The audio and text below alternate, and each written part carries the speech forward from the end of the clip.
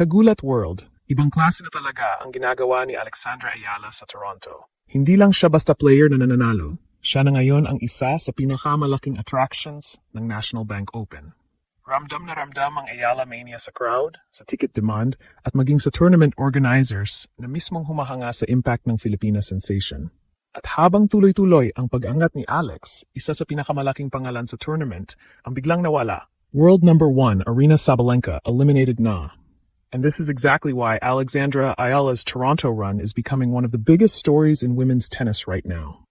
Sabalenka entered as the world's top-ranked player, but her campaign ended in the round of 16 after a 3-set loss to Ekaterina Alexandrova. Alex, meanwhile, continues to ride the strongest winning streak of her career, reaching 7 consecutive victories after surviving American Katie McNally 6-3, 5-7, 6-4. Mga kababayan, fresh pa si Alex mula sa kanyang historic WTA 500 championship sa Washington. Pero parang wala siyang balak magpreno. Nasa career high world number 20 na siya at ngayon ay isang panalo na lang ang kailangan para makapasok sa quarterfinals ng Toronto. Ang haharang, Olympic gold medalist Belinda Bencic. And if momentum, confidence, crowd support, and current form matter, Alex has every reason to believe she can beat another established star. The official world number 1 may already be out of Toronto, but Alex is still standing.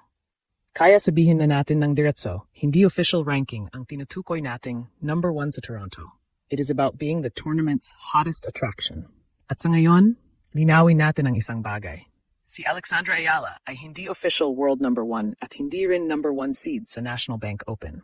Pero kung crowd reaction, excitement, media attention at overall tournament buzz ang pag-uusapan, napakahirap ng idani na isa siya sa pinakamalaking stars ngayon sa Toronto. The tournament itself has already felt the effect of Alex's presence.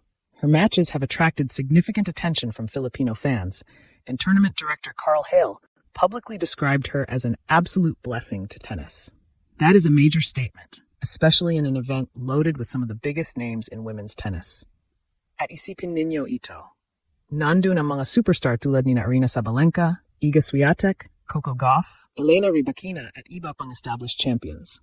Pero kapag si Alex na ang pinag-uusapan, parang may sariling energy ang stadium. Philippine flags everywhere, malalakas na sigawan, at fans na talagang sinusundan ang bawat laban niya.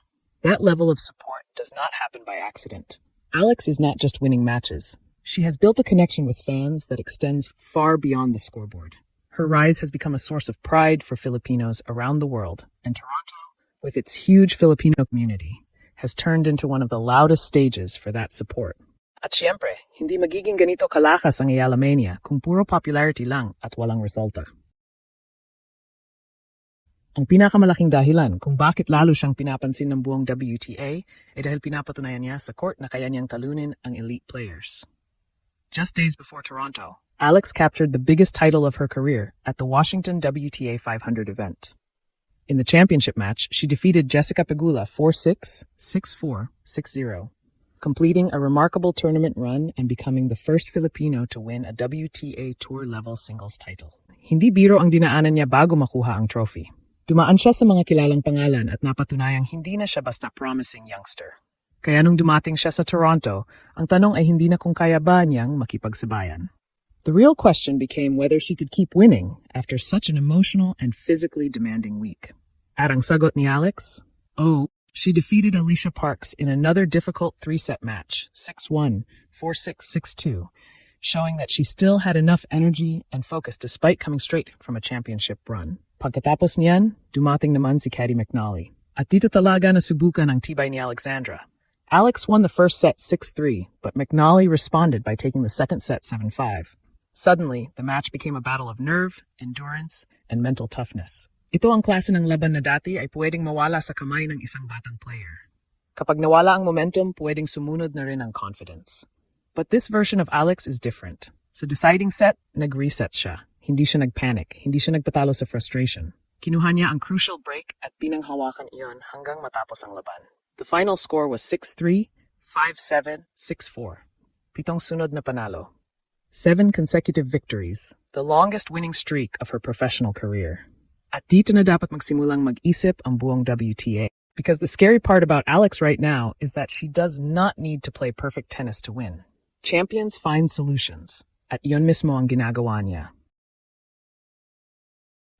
Meanwhile, one of the biggest developments in Toronto completely changed the look of the draw. Aryna Sabalenka, the world number 1, was eliminated by Ekaterina Alexandrova in 3 sets, 7-6, 4-6, 6-4. Mga kababayan, tingnan ninyo ang contrast. The official world number 1 is already out. Pero si Alex? Still alive, still winning, still carrying enormous momentum. Kaya kapag sinabi nating Sabalenka, matakot ka kay Alex, hindi natin sinasabing literal na nagsalita si Sabalenka at sinabi niyang natatakot siya. Ang ibig sabihin natin ay simply, if you are one of the established stars of the WTA right now, Alex is becoming the kind of player you cannot afford to underestimate. Because she is no longer just knocking on the door. She is already inside the room. Isang Olympic gold medalist naman ang nakaharang sa daan ni Alex, si Belinda Bencic. Hindi biro ang pangalan na yan. Bencic has years of experience at the highest level, owns one of the biggest achievements in tennis with her Olympic singles gold medal, and knows exactly how to handle pressure in major matches. Pero may isang bagay na hindi kayang bilhin ng experience. Momentum. And right now, Alex has a massive amount of it. Pitong sunod-sunod na panalo, a fresh WTA 500 title, a career-high ranking around world number 20, and a crowd in Toronto that increasingly feels like a home audience. Mga kababayan, yon ang magiging malaking weapon ni Alex laban kay Bencic. Hindi lang forehand, hindi lang left-handed serve, hindi lang court coverage. The emotional energy from the crowd can also matter, especially in tight moments. Kapag break point, maririnig mo ang mga Pilipino. When she wins a long rally, the stadium erupts. At kapag kailangan niyang bumangon mula sa difficult moment, may libo-libong boses na nagpapaalala sa kanya na hindi siya nag-iisa. This kind of environment can lift a player, and we have already seen that Alex is becoming more comfortable with pressure rather than overwhelmed by it. Mga kababayan, iyon ang isa sa pinakamalaking pagbabago sa laro niya ngayon. Dati, kapag elite opponent ang nasa kabilang side ng net, parang achievement na agad ang makipagsabayan. Now she walks onto the court expecting to win. At malaking bagay iyon. Look at the names she has defeated during this incredible race. Zheng Qinwen, Leylah Fernandez, Elina Svitolina, Naomi Osaka, Jessica Pegula. Then she carried that confidence directly into Toronto at hindi na ito isolated upset. This is becoming a pattern. And once a young player starts repeatedly beating former Grand Slam champions, Olympic champions, top 10 players and established stars, the entire locker room begins to look at her differently. Hindi na siya dangerous youngster. She becomes a legitimate threat. At para sa akin, iyon ang pinakamahalagang ibig sabihin ng ginagawa ni Alex ngayon. She has changed the question. Dati ang tanong, kaya ba niyang pumasok sa top 50? Then it became, kaya ba niyang pumasok sa top 30? Ngayon nasa paligid na siya ng world number 20 at may malaking WTA title na hawak.